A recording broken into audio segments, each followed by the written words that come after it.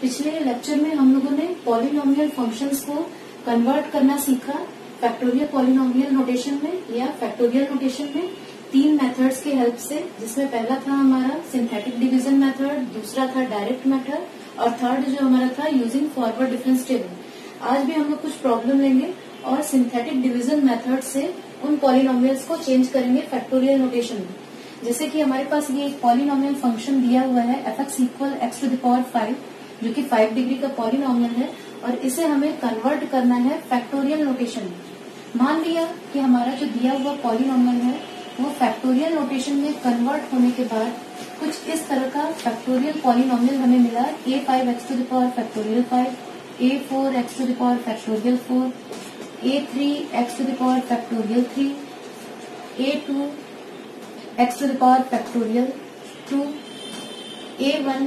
a1x⁴1 और ये a0। ये हम किस तरह से लिखते हैं, हम देखते हैं हमारा दिया हुआ पॉलिनोमियल कितनी डिग्री का है, तो फैक्टोरियल नोटेशन में भी हम उतनी डिग्री से स्टार्ट करते हैं और एक एक पावर कम करते हुए, जैसे x पावर 5 फैक्टोरियल था तो फिर 4 फैक्टोरियल किया, फिर 3 फैक्टोरियल, फिर 2 फैक्टोरियल और इस तरह करते करते हम x⁴0 फैक्टोरियल टर्म तक आते हैं। ठीक, तो इस तरह से हमारा कुछ चेंज होने के बाद हमने माना कि हमारा पॉलिनोमियल फैक्टोरियल पॉलिनोमियल में कुछ इस तरह से चेंज हुआ। अब हमें ये जो कांस्टेंट्स हैं a5, a4, a3, a2, a1, a0 इन्हीं की वैल्यूज निकालनी है और एक बार इनकी वैल्यूज हमें पता चल गई तो उन्हें यहाँ पर पुट करके हम दिए हुए पॉलिनोमियल का फैक्टोरियल नोटेशन पा सकते हैं। ठीक, हमें मिल जाएगा फैक्टोरियल नोटेशन। तो फैक्टोरियल नोटेशन इन कांस्टेंट्स की वैल्यूज निकालने के लिए हम सिंथेटिक डिवीजन मेथड यूज करेंगे। उसके लिए हम क्या करते हैं, यहाँ जो हमारा दिया हुआ फंक्शन है इसमें x के जो मैक्सिमम पावर है, डिग्री जो मैक्सिमम x से मैक्सिमम पावर वाला टर्म है उसका जो कोफिशिएंट है वो सबसे पहले लिखते हैं। जैसे यहाँ x पावर 5 यहाँ पर 1 है तो हमने उसका कोफिशिएंट लिखा 1। उसके बाद x का एक एक पावर कम करते चलते हैं और जो भी टर्म आएंगे उन सारे टर्म में देखेंगे कि x के पावर्स के संग क्या कोफिशिएंट मल्टीप्लाइड है। जैसे कि हमारे पास x5 के बाद x पावर 4 टर्म आएगा, इसके संग हम 0 मल्टीप्लाई करके लिख सकते हैं। फिर x पावर 3 ये टर्म होगा, इसको भी 0 इंटू के फॉर्म में लिख सकते हैं। फिर 0 इंटू x² और ऐसे करते करते हम कांस्टेंट टर्म तक के सारे टर्म्स लिखेंगे। इस तरह से हमने लिखा और हर कोफिशिएंट जो है हमारे पास जो है उनको लाइन से इस तरह यहाँ लिख देते हैं। जैसे x पावर 5 के संग 1, फिर x पावर 4 के संग 0, फिर x³ के संग 0, x² के संग भी 0, x के संग भी 0 और कांस्टेंट टर्म भी 0। सिंथेटिक डिवीजन मेथड में यही करते हैं, सबसे पहले x के पावर्स के सारे कोफिशिएंट, x के पावर वाले जो टर्म है उनके कोफिशिएंट्स लिख देते हैं और कोई भी x के पावर वाला टर्म जो है वो बीच में से अगर नहीं है हमारे पास, जैसे यहाँ पर x³ x4 ये सब टर्म नहीं थे तो ये नहीं कि इनको छोड़ देंगे, इनके कोफिशिएंट्स हम लोग वहां पर 0 पुट करेंगे। तो ये जो लिखने के बाद जो पहले रो में जो लास्ट हमको नंबर मिलेगा यही हमारा कांस्टेंट a0 हो जाता है। ठीक, उसके बाद क्या करते हैं हम, ये जो हमारा पहला नंबर लिखा हुआ है 1, इसके नीचे 0 हम लोग रखते हैं, यहाँ पर 1 करते हैं जो कि h की वैल्यू को दिखाता है। क्वेश्चन में कुछ नहीं दिया है तो h की वैल्यू 1 मानते हैं। अगर 2 दिया होता तो 2 लिखते, 3 दिया होता तो 3 लिखते, जैसा दिया होगा वैसे यहाँ पर हम रखेंगे। अब इन दोनों डिजिट्स को ऐड करेंगे तो 1, ये नंबर नीचे आने वाले नंबर्स में मल्टीप्लाई होता जाएगा ये वाला नंबर और जो आएगा वो नेक्स्ट यहाँ पर नेक्स्ट एलिमेंट बनेगा हमारा। तो 1 इंटू 1 यानी 1, तो ये नेक्स्ट एलिमेंट हमारा हो गया 1। फिर इन दोनों को ऐड किया हमने, मिला 1, तो ये 1 भी क्या करेगा, हमें यहाँ नेक्स्ट एलिमेंट देगा और कैसे देगा, जब ये एलिमेंट यहाँ मल्टीप्लाई होगा। तो 1 इंटू 1 यानी यहाँ भी 1 हो गया, फिर 0 + 1 1, फिर ये 1 मल्टीप्लाई होगा 1 में तो फिर 1 मिला हमें, 0 + 1 किया फिर 1, ये 1 फिर यहाँ 1 मल्टीप्लाई हुआ तो यहाँ पर नेक्स्ट एलिमेंट हमें मिला 1 और ये भी नीचे आ गया 1। तो इस रो का ये लास्ट एलिमेंट है तो ये हमें नेक्स्ट कांस्टेंट a1 देगा। इसके बाद क्या करेंगे, इस 1 को हमने अलग किया, ये पहला एलिमेंट जो है इसके नीचे 0 लिखेंगे। अब x - 1 के से डिवाइड करने के बाद x - 2 यानी यहाँ पर 2 है, इन दोनों को ऐड किया 1, यहाँ नेक्स्ट एलिमेंट जो आएगा वो हमें कैसे मिलेगा, जब इससे इसको मल्टीप्लाई करेंगे यानी 2, 1 और 2 3 हुआ। यहाँ क्या एलिमेंट मिलेगा वो हमें कैसे मिलेगा, जब ये 2 यहाँ मल्टीप्लाई होगा यानी 2 इंटू 3 तो ये हो गया 6, 1 और 6 ऐड किया 7। यहाँ जो एलिमेंट हमें मिलेगा वो मिलेगा जब 2 मल्टीप्लाई होगा 7 से यानी 14 और ये ऐड किया तो 15 और ये क्योंकि लास्ट एलिमेंट है तो ये हमारा कांस्टेंट a2 हो गया। फिर हम लोग यहाँ आएंगे, यहाँ 0 लिखेंगे, यहाँ 3, 1 + 0 1, यहाँ जो एलिमेंट चाहिए वो हमें मिलेगा जब 3 इसमें मल्टीप्लाई होगा, यानी 3 हो गया, 3 और 3 6। अब ये नेक्स्ट एलिमेंट यहाँ कैसे मिलेगा, जब ये 6 और 3 मल्टीप्लाई होगा, यानी 18, ये हो गया 25। ये लास्ट एलिमेंट है इस रो का, तो इसलिए ये हमारा कांस्टेंट हो गया 83। फिर यहाँ पर इस 1 के नीचे हम 0 लिखेंगे, यहाँ पर 4, 1 और 0 हमारा 1 हुआ। यहाँ का एलिमेंट हमें मिलेगा जब 4 और 1 मल्टीप्लाई होंगे, यानी 4, और ये 6 और 4 10, और ये लास्ट एलिमेंट है, तो ये हमें देगा कांस्टेंट A4। इस रो का ये लास्ट एलिमेंट था, तो इसलिए हमें इस रो का ये लास्ट एलिमेंट था, तो इसलिए हमें ये मिला 10 = A4। यहाँ पर हमने 0 लिखा, यहाँ पे 5, और 1 और 0 मिलके 1।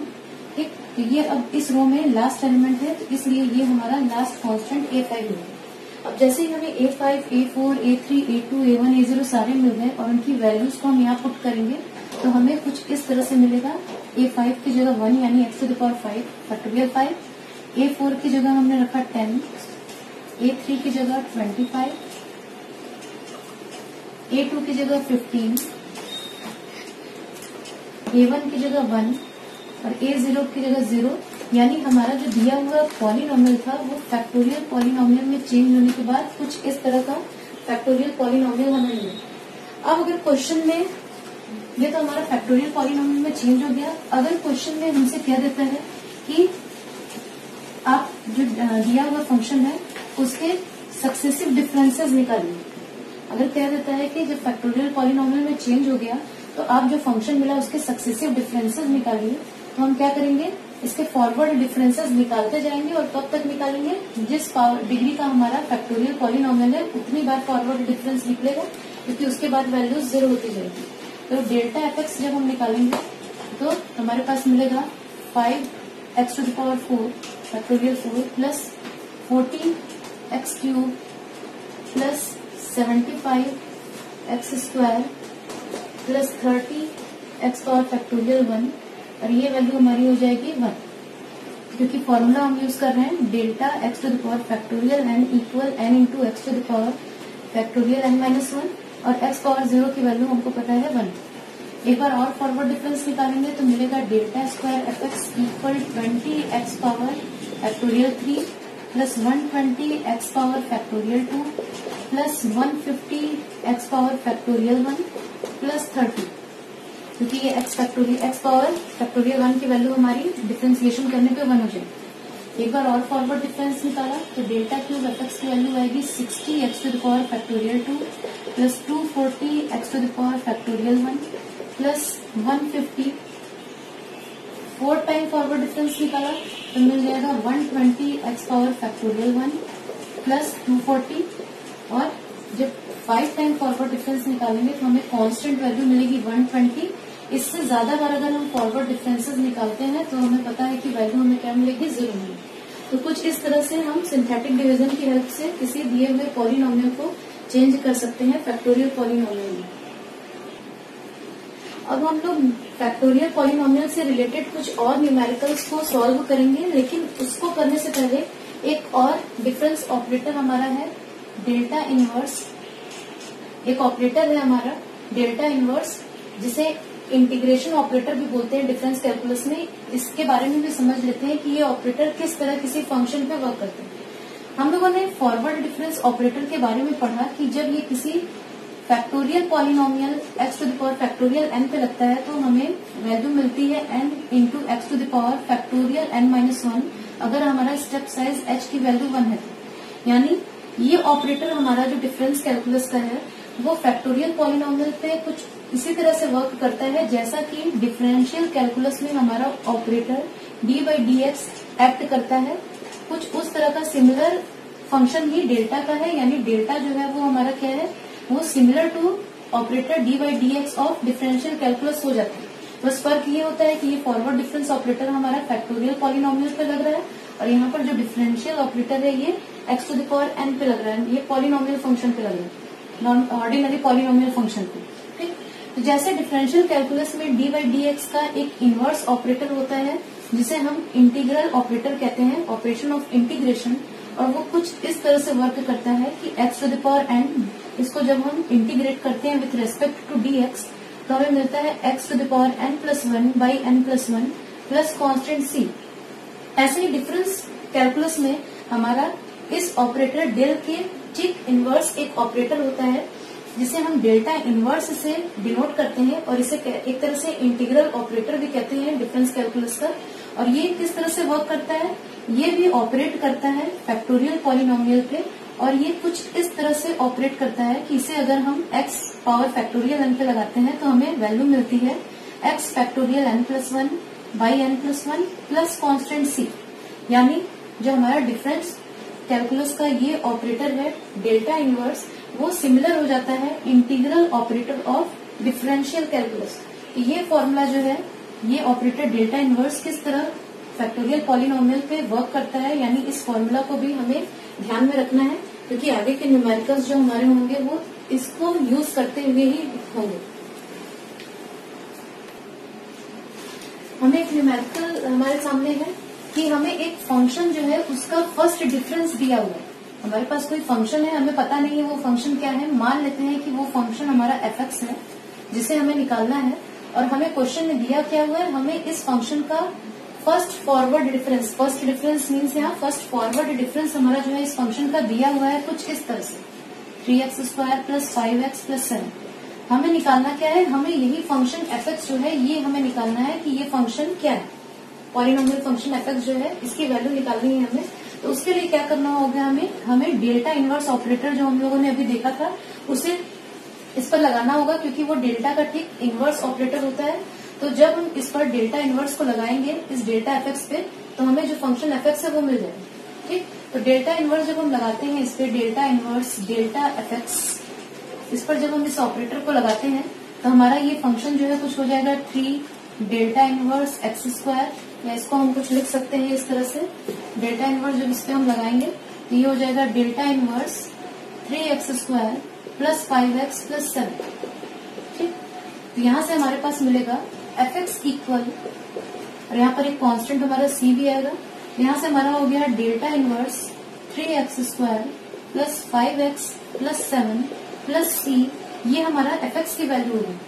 लेकिन हमें पता है कि ये जो हमारा डेल्टा इनवर्स ऑपरेटर है ये ऑर्डिनरी पॉलिनोमियल पे नहीं बल्कि पॉलिनोमियल जब फैक्टोरियल नोटेशन में होते हैं, यानी हमारा पॉलिनोमियल कुछ इस फॉर्म का होता है, तब हमें पता है कि ये डेल्टा इनवर्स इस पे किस तरह से ऑपरेट करता है, जो कि हम जानते हैं कि उसका ये फॉर्मूला हमारे पास है।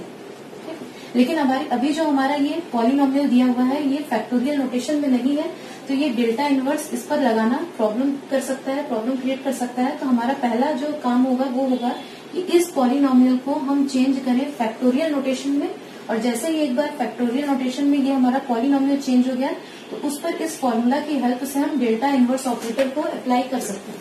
तो अब नेक्स्ट हम क्या करेंगे, हम इस ऑपरेटर इस function 3x² plus 5x plus 7 को चेंज करेंगे फैक्टोरियल पॉलिनोमियल में by using any of the methods we have already used to convert a polynomial function into factorial polynomial. But at this time I will use the synthetic division method.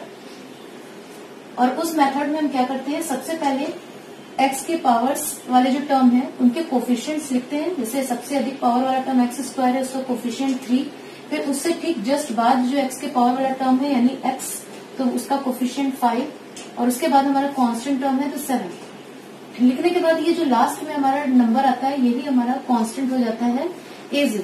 अगर हम लोगों ने मान लिया है कि हमारा function 3x² plus 5x plus 7 ये फैक्टोरियल पॉलिनोमियल में चेंज होने के बाद कुछ इस तरह से दिखता है और हमें कांस्टेंट्स की वैल्यू निकालनी है, तो सिंथेटिक डिवीजन मेथड के अकॉर्डिंग ये जो हमारा 7 है ये a0 कांस्टेंट मिल गया है। इसके बाद क्या करते हैं, ये जो पहला डिजिट 3 है इसके नीचे 0 लिखा, यहाँ पे 1 किया, 3 0 एड होके 3, ये प्रोसेस हम लोगों ने समझा है कैसे करते हैं। तो 5 3 8 यानी ये हमारी हो गई a1 की वैल्यू। फिर यहाँ पर ये 0 लिखा, ये 2 लिखा, 3 0 3 यानी ये हमारा हो गया a2। तो हमारे कांस्टेंट्स a2 a1 a0 तीनों ही सिंथेटिक डिवीजन मेथड की हेल्प से मिल गए। और यहाँ हम लिख सकते हैं 3, यहाँ लिख सकते हैं 8, और ये कांस्टेंट वैल्यू हमारी हो गई 7। यानी ये जो हमारा पॉलिनोमियल फंक्शन है वो उसकी जगह पर अब हम लिख सकते हैं 3x factorial 2 plus 8x factorial 1 plus 7 और ये कांस्टेंट ऑफ इंटीग्रेशन c। अब ये डेल्टा इनवर्स ऑपरेटर क्या होगा, लगेगा x फैक्टोरियल 2 पे plus 8 delta inverse x power factorial 1 plus 7 delta inverse x power factorial 0 हम लिख सकते हैं, क्योंकि x पावर फैक्टोरियल 0 की वैल्यू 1 होती है, तो यहाँ पर हम 7 इंटू एक्स पावर फैक्टोरियल 0 लिख सकते हैं।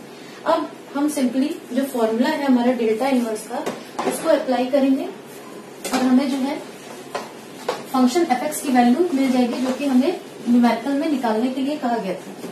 तो फॉर्मूला अप्लाई करेंगे तो 3 इंटू यहाँ पर हमारा हो जाएगा x to the power 3 factorial 3/3 plus 8 यहाँ से हो जाएगा x to the power factorial 2/2। ठीक, ये हमारा 7 तो होगा plus 7 x to the power factorial 1/1 और प्लस कांस्टेंट c, यानी हमारी वैल्यू हो गई फंक्शन fx की वैल्यू हमारी हो गई x factorial 3 plus 4 x to the power factorial 2 plus 7 x power factorial 1 plus constant जो हमारा है c। तो ये हमारी वैल्यू होगी। अब क्या करेंगे, हम यहीं पर स्टॉप नहीं करेंगे। हमारा जो दिया हुआ क्वेश्चन में जो हमारा डिफरेंस दिया हुआ था फंक्शन fx का फॉरवर्ड डिफरेंस, तो वो हमें ऑर्डिनरी पॉलिनोमियल में दिया हुआ था। तो हमारा जो फंक्शन भी हम निकालेंगे, यानी हमारा आंसर जो है वो भी ऑर्डिनरी पॉलिनोमियल में होगा, फैक्टोरियल नोटेशन में नहीं होगा। तो हमारा रिजल्ट मिलेगा कैसे, जब हम इसे चेंज करेंगे पॉलिनोमियल फंक्शन में by using definition of factorial polynomial. तो हम x पावर फैक्टोरियल 3 की जगह इस तरह कुछ लिख सकते हैं, x पावर फैक्टोरियल 2 की जगह लिख सकते हैं ये 7x प्लस कांस्टेंट c, और इसे जब हम लोग सॉल्व करेंगे तो हमारी फाइनल वैल्यू आएगी x³ plus x² plus 5x plus c। ठीक, यहाँ हम लोगों ने फॉर्मूला यूज किया है x फैक्टोरियल n का, पावर फैक्टोरियल n का x into x minus 1 into x minus 2 into x minus n minus 1। इसकी हेल्प से ही हम लोगों ने ये एक्सपेंशन किया है। तो ये हमारा हो गया रिजल्ट। इसी तरह अगर कोई और भी फंक्शन है जिसका हमें फॉरवर्ड डिफरेंस पता है और फंक्शन नहीं पता है, तो हम डेल्टा इनवर्स ऑपरेटर की हेल्प से क्या कर सकते हैं, फंक्शन fx को निकाल सकते हैं।